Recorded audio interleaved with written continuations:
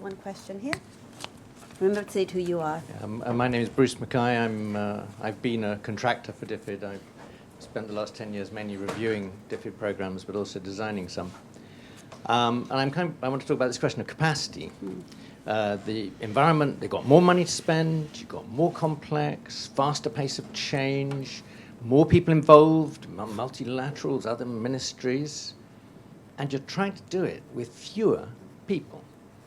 And when I review DFID programs, which I've done about 20 of in the last 10 years, I'm more and more struck by, to be honest, that the DFID staff on the ground are unable to cope with the complexity, with the workload. And so that's one observation, but as a consequence of that, I'm struck that also DFID doesn't, certainly I work in health, in my sphere, has not pulled back, has not said, okay, well, we've got this more complex environment, we've got more money, we've got fewer staff, so let's keep things simple. Yeah? Let's pull out of these particularly complex areas, or let's specialise on something where we've got a comparative advantage. It still seems, most DFID country offices still seem to want to do a little bit of everything, and preferably something innovative. Oh, that's another headache. Innovation, sorry. Complexity, innovation, you could make a long list. So my question, I suppose, is to Pete and to Alison as an observer, is my observation correct that DFID is really not really equipped to cope? Great, thank you. One over there. Yeah, thanks very much. My name is Brendan Whitty. I'm doing a PhD at the University of East Anglia. And just a little question on the complexity of the partnerships. I was just wondering how much this is new. I mean, DFID's been funding budget support since the late 90s, which are obviously mixing funds with an extremely complicated organisation, the partner governments. And I'm wondering, how far some of this complexity is a new thing and what's changed. I mean, is it the politics in the UK that's changed? Yeah. Thank you. More questions? The one in front here. I'll come back on the other side. There's one here at the front. I'm Ulla Bago. I live in the UK, but I'm Danish, and I was with the Danish Foreign Service and Dunedin for many years. So I'm just wondering, when we're looking at scrutiny, and you're talking about complexity, that's quite unsettling, because we know it's complex, but scrutiny could perhaps look at untangling this complexity. Doing business is complex in any sector, and when talking about bringing other departments in, the FCO, a Foreign Commonwealth Office, certainly comes to mind, because that's where foreign policy is shaped, and I would understand also in the UK that development aid is part of foreign policy, and that's where the leadership should come from. And as human rights is the sort of driving force for all development programs, that is actually lodged with the FCO. They are doing the human rights scrutiny and oversight. So please, if we could scrutinize to make it less complex and at least formulate what the complexity is. So. Because it can't be all that difficult. Thank you. Let me take one last one here at the front, and then I'll come back to all of you in a second round, don't worry. Thank you. Hi, my name's Celeste. I've been working in Somalia for the last 4 years on many different projects, and my question is about results versus impact. From what I've seen, there is a lot of obsession over log frames and results. For example, X amount of people who've been trained. Obviously, impact takes a lot longer.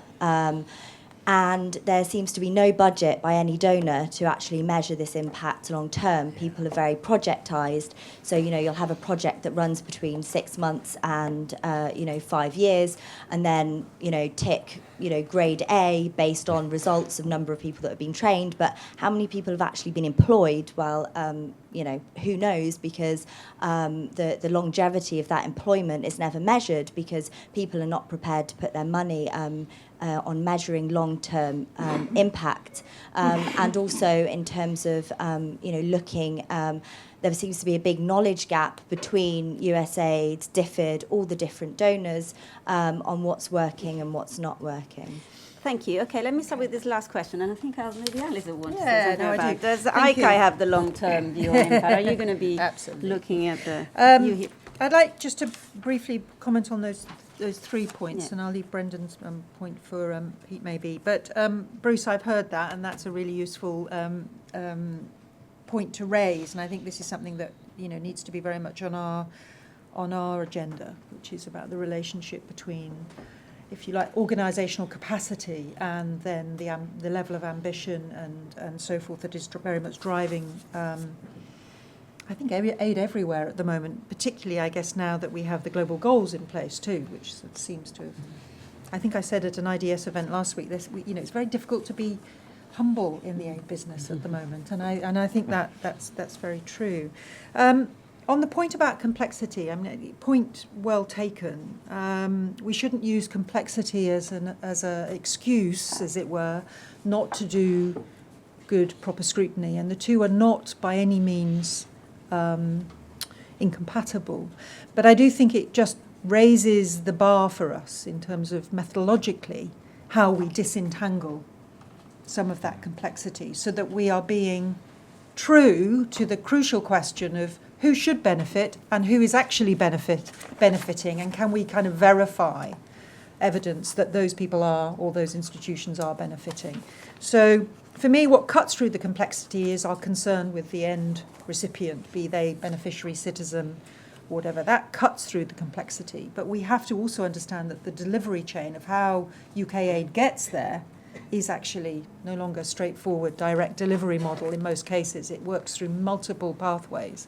And what's really important is that we are able to follow those pathways. But on the point, I mean, one of the last reviews that ICAI undertook, led by the last commission, was called the Impact Review, and it raised, I think, a number of really relevant issues, which very much play to your points there about, has there been, in an attempt to really give the kind of results agenda sort of teeth within the department particularly, has there been a set of unintended consequences for the way in which UK aid has been delivering, in terms of business processes that tend to lock in certain ways of working, that have been antithetical to the need for flexible and more adaptive ways of working? Has there been a tendency to overemphasize the short term and achieve certain sort of low-hanging fruit style results versus actually being in it for the long term and really focusing on transformational change? Has there been a tendency to lock in the log frame and not consider the importance of a more dynamic approach? So that impact review raised, I think, a number of very significant and important challenges to the department, which as I understand it, Pete, have been taken quite seriously and played into what is already a really fertile area of thinking in the department about how to move things forward, so that you don't lose what is actually an incredibly useful tool around thinking about results. I mean, thinking about ends is really important. We mustn't lose sight of ends, because it also allows one to be creative about means, actually, if done well. But has then the tendency to then turn that into a set of very quick turnaround measurables, had the unintended consequence of then making systems rigid, of losing sight of the need for flexibility. I mean, again, at this IDS event I was in last week, I was tweeted as saying DFID should drop the log frame. I actually think I said I didn't like log frames, but maybe somebody could tweet the amendment. But there is something in the need to rethink those business processes. And my understanding is that there's a certain amount of that going on. Yeah.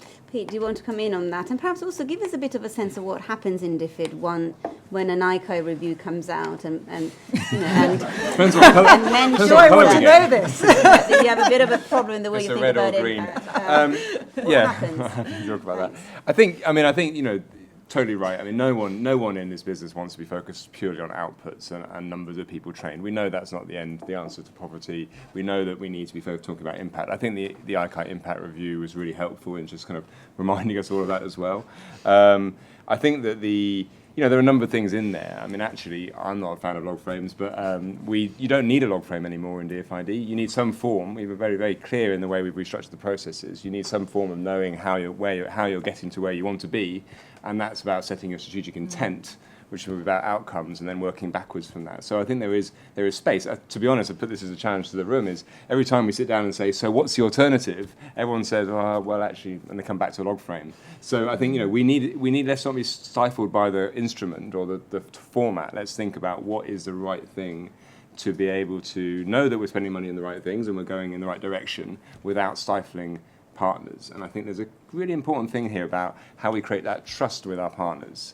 If we're all focusing on the contract or on the log frame at the expense of the relationship, I kind of wonder whether things are going right at that point. How many people in this room look at, when they're having a line management discussion, look at their contracts, their employment contracts?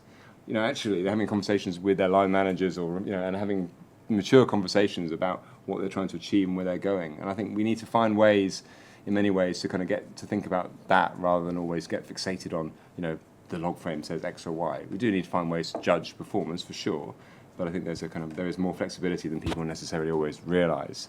I think the point about adaptive programs is really key. We just spent, a number of us in the room have spent 2 days talking about how you build the space for more adaptation, how you build the space for flexibility, particularly in contexts where we really don't know. Sometimes it would be crazy for anyone to say we know how to reduce poverty, increase jobs in the DRC. Let's be really honest about that and say we don't know. So here's how we're going to find out. Here's the way we're going to test things and experiment. Now, some things we might know. How we do know how to distribute bed nets. That's a much simpler linear process. Still, there's complexities, but just have that kind of honest conversation. And I think that's a real. So your example about Somalia, clearly something we need to have that debate. I just want to pick up on what's the two other points where I've got the mic. Is I think, yes, things are complex, and yes, we're doing a lot. And I think, but it's also worth remembering that we don't deliver anything as DFID. We actually are commissioners of services. We find partners who can deliver, whether that be a multilateral partner, a private sector, a non-government organisation. And so it's worth sort of remembering that our job is to commission those services. So I think we have to think, if an office is really stretched, it's about, well, how do you find alternatives through that? How do you find ways to the right partners to deliver on our behalf? So not thinking we have to do everything. Bruce's point is definitely valid about the challenges, but we also then need to think through, we don't need to do everything. And that plays into a more portfolio approach. And some things we need to be really all over and really in the detail and where we need the politics. And some we might say, actually, here we're happy with the level of risk and the tolerance here that actually we don't need to be. So it's kind of not every program, not every investment needs to be treated the same, I think is a key message. How does it feel when an ICAI report lands on the desk? I think there's some really important things. So the one that probably most people remember is when we got a red for Trademark Southern Africa. And I think, that's pretty hard for the organisation to read about a programme, for those who don't know, a programme that went wrong in Southern Africa. It was a pretty hard report, and it was a red. It was our first red report from ICAI. I think in the organisation, there was a little bit of shock, perhaps, but I think it's also generated a really interesting and really important conversation in the organisation about our rules and our processes and what we're trying to achieve and how we delegate responsibility, how we hold people to account. So in many ways, I think, getting past a bit of kind of initial trauma is actually, we listen to that, and that's been a kind of instrumental in a number of other change processes in the organisation. So I think people pay quite a lot of attention to the other ones. I think people read them. We find people have quite a lot of conversations formally and informally about what the ICAI reports say. And many of the things we agree with. We know, for instance, that we've got to think longer term. The programs need to be, how do we build the space to have longer term programs? So, the impact report. If you're doing a roads program in the DRC, actually the investment might be 2 years, but the program needs to be 7 years 10 years even, to start to think about how you make sure the maintenance happens and that, we're getting our long-term outcomes about, better about the economy in Eastern DRC. So I think there's a number of things that come out that we really value. Can I Thank just you. add Yes. on that? There is a formal mechanism that ICAI has with DFID, which is called the management response, where when an ICAI review is submitted to the IDC and goes to the department, there's a time period, in which there needs to be a formal response around the recommendations or findings of an ICAI review. So that's one piece, and that's written in, if you like, to our ways of operating. Then there's the process that Peter described, which is, I think, something that there's much more sort of informal discussions and so what's and what does this mean for us? And those two things happen in slightly different spaces. One's very formal and the other is quite informal, and I suspect pretty fertile. And I think my hope for the next 4 years for ICAI is we can bring those two processes a bit more closely together. That the management response is less of a, this is what we need to give them to keep them quiet, and more of a actually reflects the sort of thinking and quality of response that I think a number of ICAI reviews have actually had, but we haven't necessarily seen that in the management response. So I'm hoping that we can bring them slightly closer together. We'll see. I guess can I just add, I think it also adds a point, we don't have all the answers. So actually having these conversations hopefully breeds a bit of humility in the organisation, that we're thinking about, well, where are we struggling, what's difficult, how we, our ambitions are huge as the UK in our development objectives. So it's kind of hopefully breeds a bit more of that honest conversation. Sorry. Neil, Yeah, do you just recognise this? Oh gosh, yes. All these. When an audit comes in and is a bit problematic, how does it feel?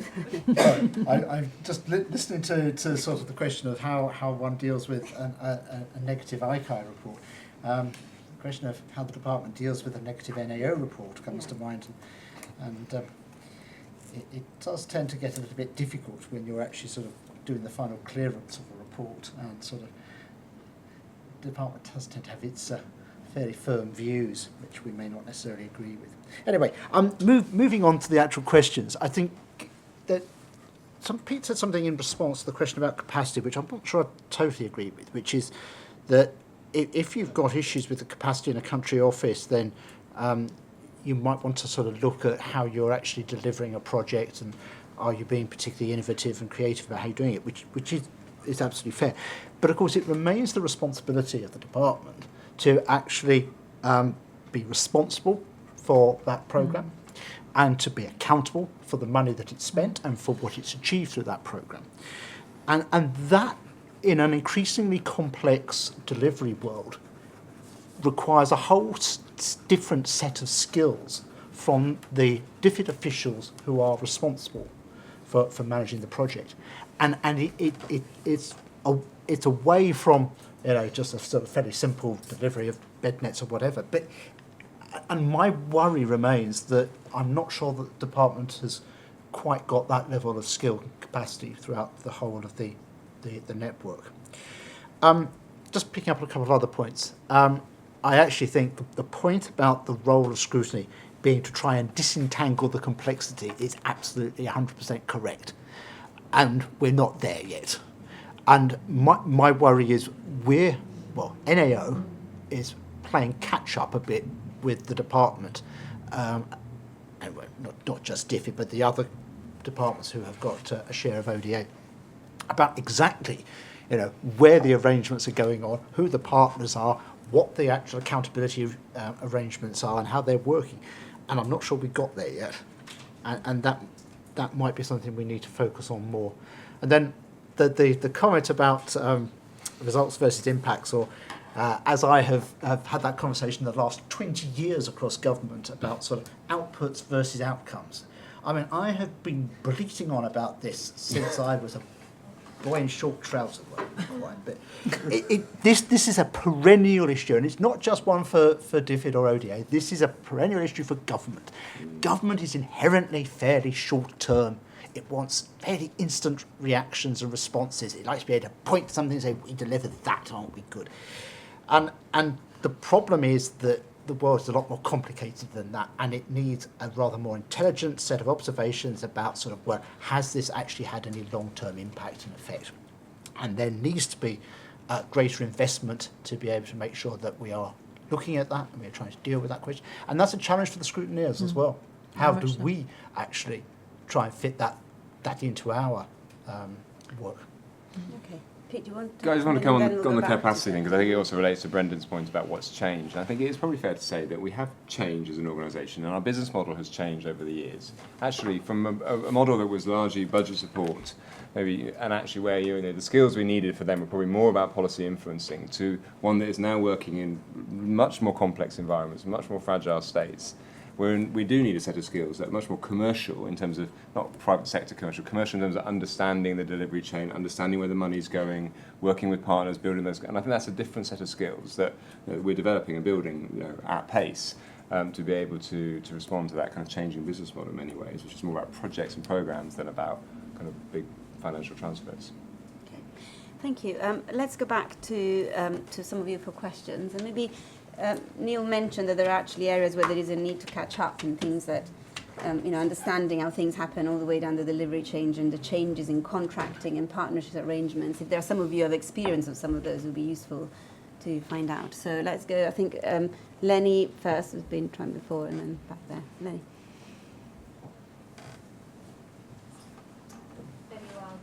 ODI. I think it's great to hear, particularly that last round of comments and kind of reflections, that development assistance is often working in uncertain environments where we don't really know what's going to work until we take action. So we need these cycles of testing, learning, and adapting to what we find out. And we need scrutiny measures that can kind of keep pace with that.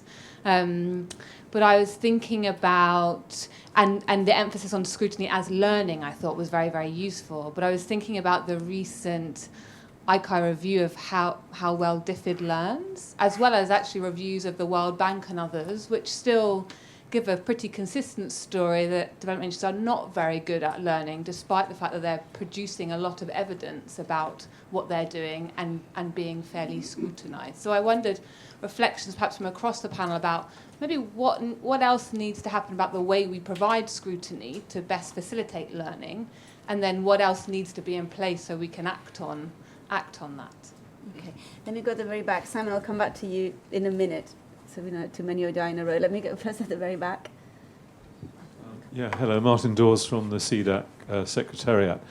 In this imperfect world, when you're following the British pound, is there a danger of creating an inequality of scrutiny as money goes into a UN system with a lot of administrative issues there, yet the whole emphasis now is about going as local as possible, engaging people? And I know you've addressed the capacity thing, but I think this is going to be very important as you look, that there may be people being held to account in a different way.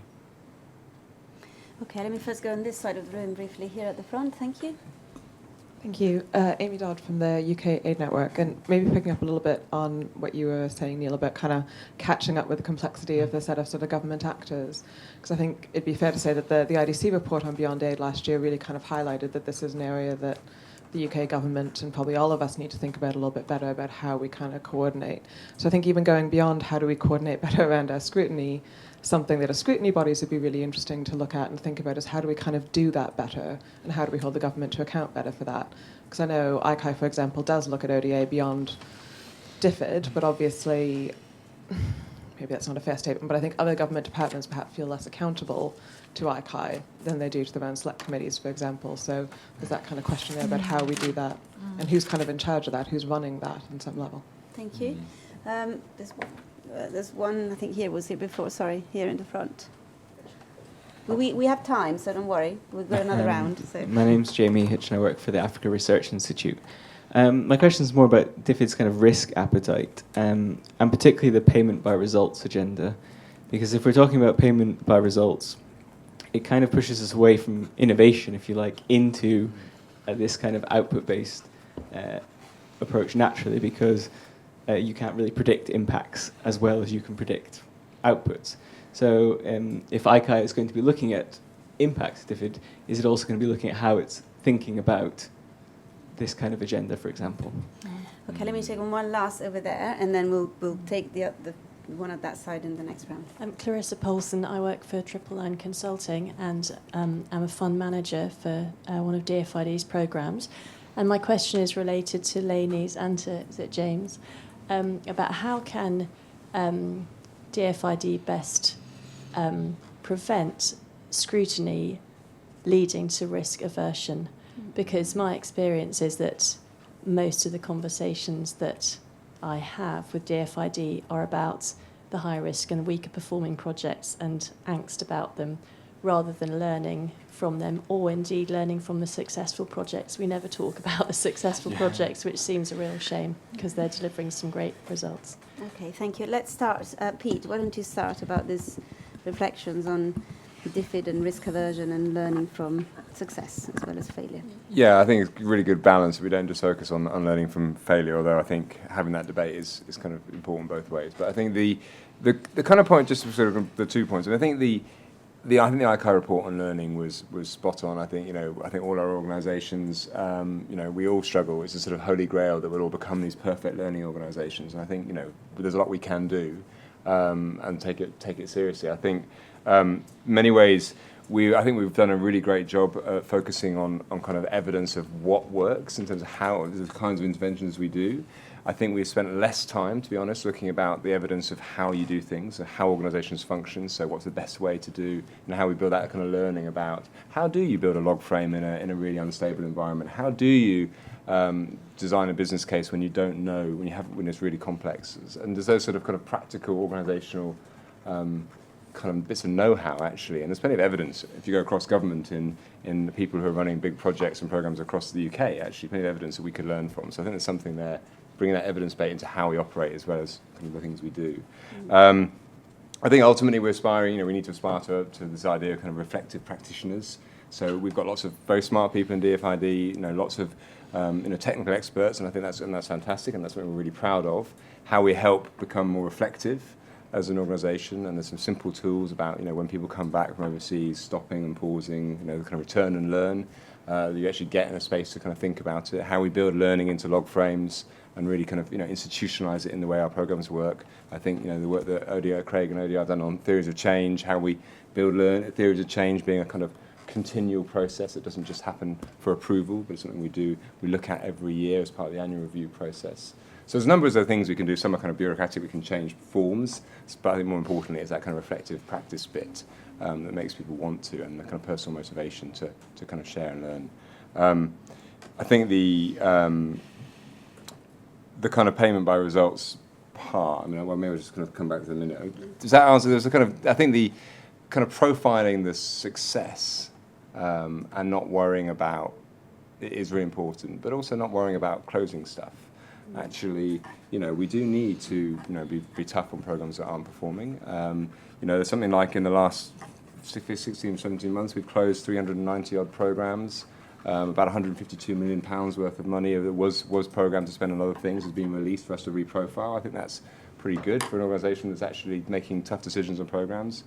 Shouldn't always be about closing. There's no pressure to close, but it's about having an honest conversation about where is this resource best placed here. In many cases, actually, we restructure things. So actually what you don't see, often is we're looking at programs and what's working, what's not working, and then restructuring and improving them. So I think we just have to continue work with the organisation and to not overly kind of vex about, we need to tackle poor performance, but equally kind of recognise there's good stuff and profile that and tell stories about it. We'll come back to him with our results perhaps. Yes, and maybe Alison can also pick up on the payment by results. I think just picking up on that point, I think one of the big challenges here, though, is whether the kind of authorising environment around DFID is going to really allow this to happen.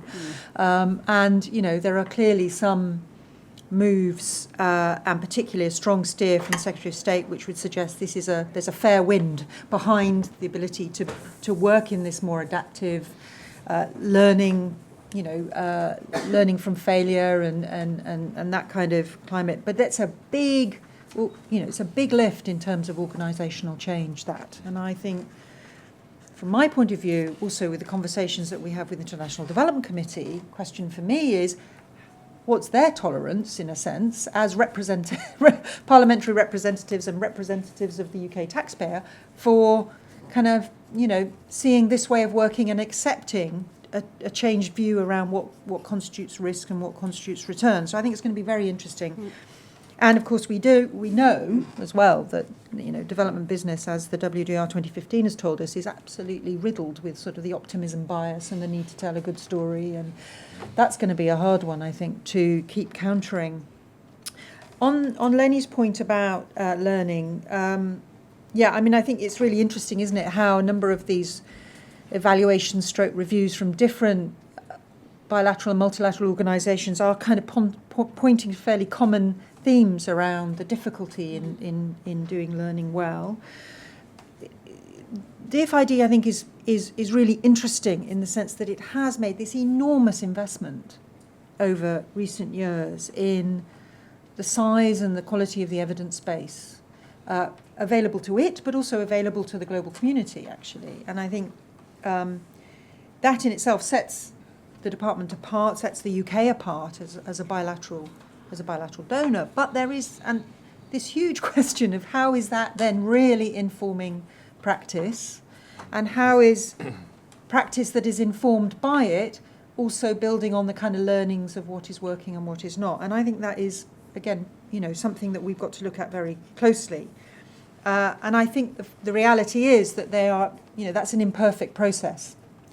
And one of the things that came up in the learning review, which I think is also very much played out and mirrored in the World Bank's evaluation of how the World Bank learns, is this issue of kind of where, first is how is learning valued, organisationally? Where are the incentives to staff to actually seriously engage in reflection and after-action reviews and all these sorts of things? But also the absence of these short feedback loops that actually allow information to flow, almost perpetually, so that everybody's constantly thinking about what can we do differently, what can we do better. And I suppose my question in the UK context is, I can see that could be incentivised in a multilateral bank like the World Bank. How that gets incentivised in a civil service department that has to fit within certain rules of operation strikes me to be as a bigger ask, really, and I'd be interested to know what the response on that was. Yeah. Just one other point, and then we can pass over. I think that, Clarissa, your point about risk aversion is a really important point. I suppose if I have an existential worry about scrutiny, and I completely agree with Neil's point that scrutiny done well and proportionately should actually really feed this learning culture that we're talking about. But if I have an existential worry, it's that you end up, if there's too much scrutiny not done particularly well or done in ways that's clunky and isn't proportionate, you end up with organisations that are fit for scrutiny, not fit for purpose. Mm. And it's really important that all of us in that scrutiny business, in a sense, of work hard, I think, to avoid falling into that trap. Because the last thing we want is to have, the department and other departments spending ODA to spend their entire time second-guessing what we're going to be saying or what the NOA is going to be saying about how things are working and not getting on and doing the job. So that's really important. And I think once you put that into a complex delivery chain, those risks almost intensify, that you end up with partners who are more fit for scrutiny than they are for purpose, and the whole thing gets repeated. So I think it's a genuine concern, something that I think we're very aware of.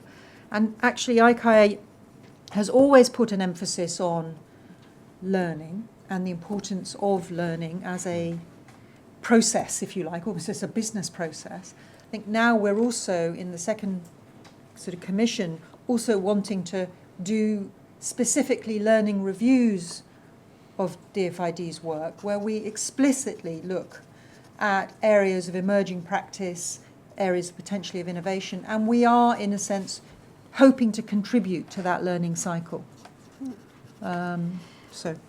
Thank you. Neil, coming to you, can I also ask maybe to say something about the authorising and the nature of the authorising environment, and whether, because you've got an overview, you have a point of view that, on also on the political sphere and the political world that goes beyond what aid and DFID, as well as this, what has been learned about doing scrutiny in a way that avoids some of the risks that Alison just mentioned. I'd just start by sort of just following on from Alison's point, because I think there is absolutely a potential problem that if the scrutiny or the reaction to the scrutiny, and I stress the second part of that, can drive organisations into a risk-averse approach. Now, I would say my promise to sort of any government department, any government body, is that if they can actually demonstrate well-thought-out risk-taking, then we won't criticise that at all. What we have a problem with is when, as I said earlier, either risks are taken without any awareness that those risks were being taken in the first place, or there's optimism bias in the risk assessment, and that happens more often than not. But if it's a well thought through, sensibly argued risk analysis, that's fine. If it fails as a result of that, well, that's a learning point for the department or any other government organisation to try and pick up on. But well thought out risk taking is what we're after in all of this. I did say, and I think this comes to the point about the sort of the wider political environment, the problem, of course, is success isn't sexy politically. And the problem I have, I'd be interested if Alison and ICAI have the same issue, is that if I produce a report which congratulates DFID on its successful implementation of whatever programme, sinks without trace and no one notices it. If you've sort of put in something vaguely critical, MPs get highly excited, Public Accounts Committee particularly thrilled, and Mark Lowcock gets a fun time in front of the committee. And I don't know the way around this one, to be quite honest. Well, no, we won't go into conversation we've had with the Cabinet Office about this, but now we really are curious. I feel scrutiny, by and large, particularly in this country, are sort of trying to be fair and proportionate and sensible, and sort of try to get a dialogue going and to sort of make sure that there is useful lessons for the scrutinised to be able to learn. But those messages tend to get hidden by anything which is found to have gone wrong. Okay, I really want to go back to a couple of more questions over there. So I do have Simon and Paddy first, who've been waiting for some time. This is where it is a shame not to have the IDC here, because it would be really good to have some views about the authorising environment. Okay. It's Simon Gill from ODI. I've got a comment and then a question, actually. I suppose the comment is I worry that innovative programmes within DFID are still subject to a very traditional M&E framework within DFID, which militates against good programmes coming through. I've got the scars to bear on that one. But my question is, I worry that sometimes the scrutiny function, Alison, you used the phrase ends and means. I think sometimes the scrutiny function needs to be more focused on the beginnings, because I sometimes worry that actually what we're scrutinising is programmes which may or may not be the programmes that are needed in a particular country. I like the point about ICAI using the country as the low key, and I just really wonder whether we can have a much more critical look at programme choice. And not just maybe from DFID, but from the country perspective as well. Many of us are grappling with programmes to be adaptive, and there's this phrase PDIA, problem-driven. I wonder to what extent we could look at whether programmes that are formed are genuinely problem-driven from the country context, and put a lot more scrutiny on that. Because it seems to me whether the programme is good or bad may be irrelevant if the choice of programme is not the most effective use of UK taxpayers' money. Thank you. Okay, I'll move on. First over here, at the back there.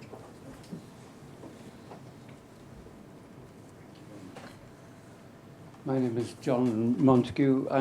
I speak in the House of Lords on development, and I've got a debate coming up quite soon on this very subject, and so I do thank you all for the academic environment we're in, because it's extremely helpful. I want to pick up Neil's last point, really, and that is aid actually rather obscure as a subject because we can't talk about its successes? I'll just tell a quick Nepal story, if I may. I was with a group of MPs visiting Nepal, and DFID said, you must come and see our afforestation project. It's right at the centre of climate change. It's just what we want to tell the public. We go and meet I don't know, dozens of so-called FUGs, they're forest user groups, and they were the real buzzword in Nepal at that time. Now, we came back absolutely thrilled with the program because it was part of the Nepalese constitution as well. It was democratizing the forest. People were going to become more involved in development. It sank, the project.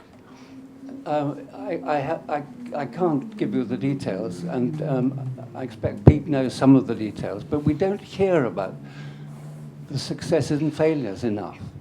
I'm really concerned about communicating the quality of aid and the success.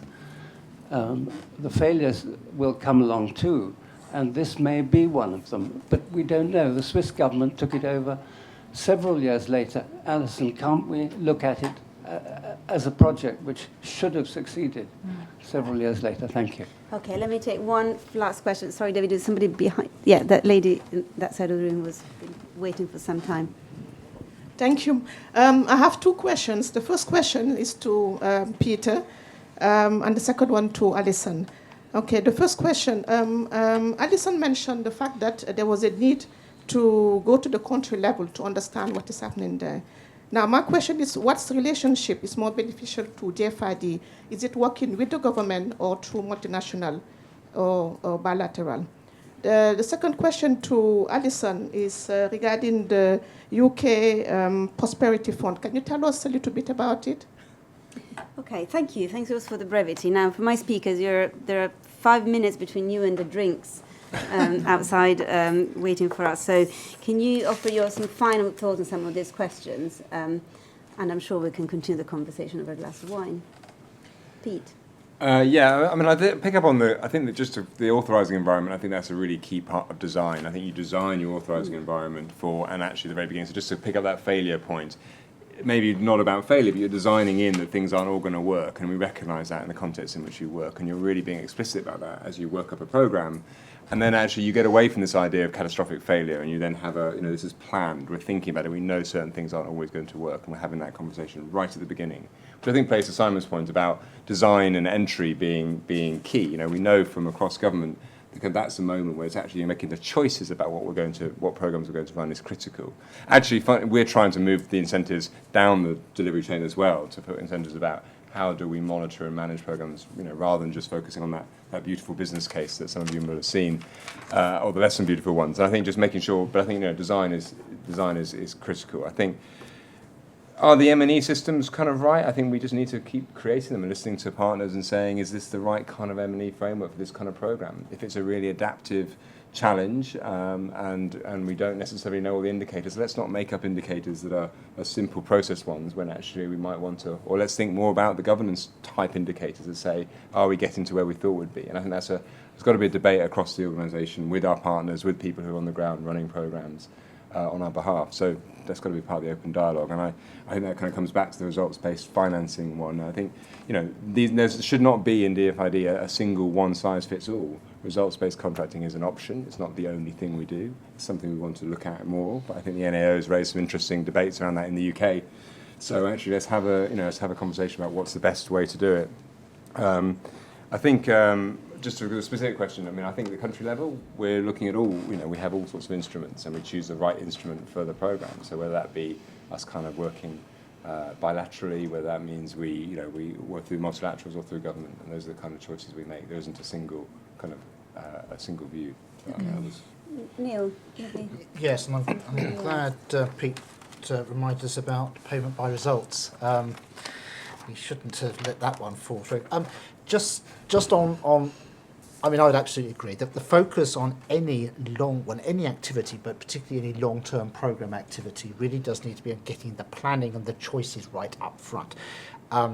That's where you do your risk analysis. That's where you understand what it is you're trying to do and what might go wrong with it. And you have to put in place the mitigations from that point. It's not much good trying to put mitigations in halfway through when you finally remember you haven't actually done your risk register. So I can't remember, MOD at one point was recommending, I think, that for its major programs, up to 40%, something like that, of the actual total budget should actually be spent on properly and effectively planning it. I leave it to you to work out whether or not that's been successful. Just on payment by results, government is increasingly in love with payment by results as a mechanism for delivery. But the problem is it hasn't really been terribly good at it so far. And probably the main reason for that is twofold. And one of it is skills again. It needs really good, high-class commercial and legal skills to be able to craft a set of contracts which actually make sure that private sector providers in particular are actually held to deliver what it is the government wants them to deliver. And linked to that, the second point is government is not always very clear what it actually wants from a payment by results contract. So if you're unclear when you're specifying the contract, of course you're not going to get what it is you thought you were going to deliver, and payment by results goes wrong, frankly. Just a final comment. So I think Lord Sandwich's point about aid being a too obscure subject, I think is right. And in the House of Commons political environment, which is where I tend to operate mostly, it becomes a sort of slightly also-run subject for particularly the Public Accounts Committee, who get more exercised about the really big social welfare, indeed tax issues, certainly in the last Parliament. And aid becomes slightly an also-run. And that's a dangerous position for aid to be in, because it's fine, you get... Stephen Twiggs' committee will be focusing on aid, etc. But you need the wider political debate and the wider parliamentary debate to be able to actually make sure this stays at the top of the political agenda. And on that, Alison, last word on what I'm ICAI sure can Stephen do would about- entirely agree Yeah. with you on that. Thank you. There have been some great points and questions. I was just going to pick up on a couple. Just very quickly, UK Prosperity Fund, no, don't come to me, go to Peter. We will look at it at some point, maybe as part of some of our work, but it isn't something I'm cited on. The point about beginnings, Simon, is a really good one. Absolutely, and I think the issues of choice, programme choice, we call it relevance, basically, but that is a real concern for us. We want to ask the questions way back to how did you even decide to do this? But ultimately, we want to know, based on the fact that you did decide to do it, even though we might have a view whether it was the right thing or not, we also want to know what you did achieve and how you account for, therefore, the commitment of funds that was made to achieve those results. But relevance is a really important question for us. So we do spend quite a lot of time at the portfolio level trying to understand what gets funded and what doesn't get funded. I want to just quickly come back to Amy's point about the kind of beyond aid piece. I think the things that are exercising me a little bit in that space is who's in charge? Who's in charge of that bigger discussion around what other bits of the government programme in support of development is ODA going to be funding in the future? Question. Do aid effectiveness principles apply?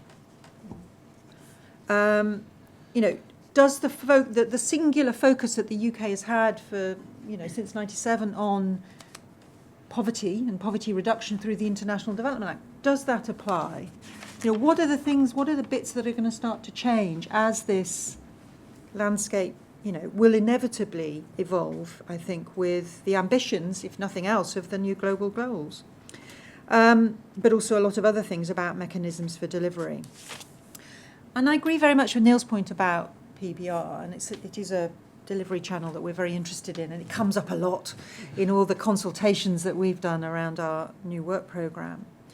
And I think this point, the NAO report that looked at PBR across government departments, I think was a brilliant sort of guide to us as sorts of some of the issues that we're going to be interested in. But I suppose I've been struck by this sort of tendency to not be clear about whether you're looking for less risk, less cost, more results, all of the three.